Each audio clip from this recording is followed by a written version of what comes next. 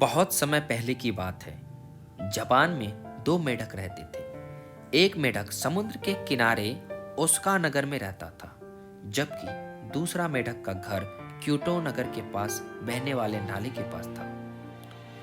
दोनों मेढक एक दूसरे के बारे में कुछ नहीं जानते थे और ना ही कभी एक दूसरे के बारे में कुछ सुना था। एक दिन उन दोनों के मन में एक सा विचार आया।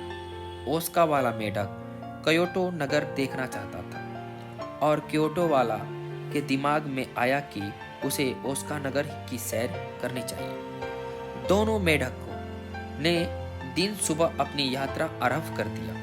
वो ओसाका और क्योटो को जोड़ने वाली सड़क पर छलांग भरते हुए आगे बढ़ते गए। जब उन्हें थकान लगती तो कहीं बैठकर आराम कर लेते। सड़क के बीच एक बड़ी पहाड़ी थी। वे लंबी लंबी छलांगों से उसे पार करने लगे।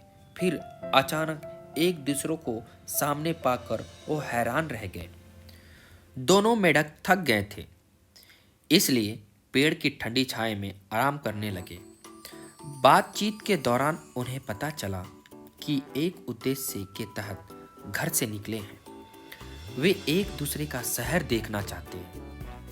अगर हमें इतने लंबे होते यहीं से दोनों शहर देख लेते तो कितना मजा आता, क्योटो वाला मेढक ने कहा। हाँ, कम से कम इतना तो पता चल ही जाता कि हम इतनी मेहनत से यात्रा कर रहे हैं, उसका कोई फायदा है या नहीं।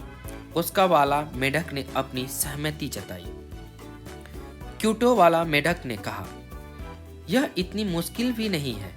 हम एक दूसरे का हाथ थाम कर अपने पंजों के बल खड़े हो जाते हैं, जिसमें हमें गिरेंगे भी नहीं। इस तरह हम इस पहाड़ी से ही दोनों शहर को देख लेंगे।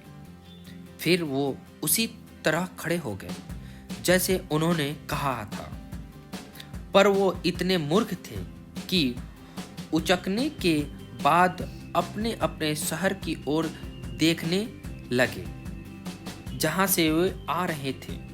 अरे यह क्या, क्योटो तो बिल्कुल ओसाका जैसा दिखता है। ओसाका वाला मेढक बोला, तुमने ठीक कहा, मुझे भी ओसाका वाला नगर क्योटो जैसा दिखाई दे रहा है।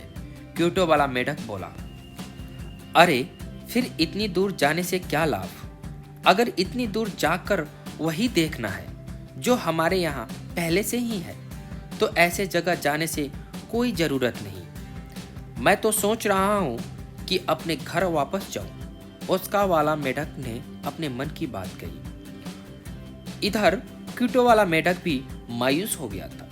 उसने भी यही लग रहा था कि इतने दूर जाने का समय बर्बाद होगा। अगर वह शहर उसके जैसा दिखता है तो वहाँ जाने से कोई लाभ नहीं होगा। वह बोला, एक जैसा चीज देखने के लिए इतनी दूर जाने से अच्छा है कि अपने घर वापस चले। फिर दोनों मेढक ने एक दूसरे से विदा लिया और अपने अपने नगर को वापस चल दिए। अपने घर पहुंचकर वो मजे से रहने लगे। अगर कोई व्यक्ति उसे क्योटो या ओसाका के बारे में पूछता तो वो यही बताता कि दोनों नगर सुंदर है, बहुत सुंदर है, देखने में एक जैसा है। इस तरह अपनी मूर्खता के कारण उन्होंने एक नई जगह देखने का मौका अपने हाथों से गंवा दिया। वे आजीवन अपनी ही सोच में मगन रहे कि एक दूसरे का नगर से जाने से कोई फायदा नहीं है।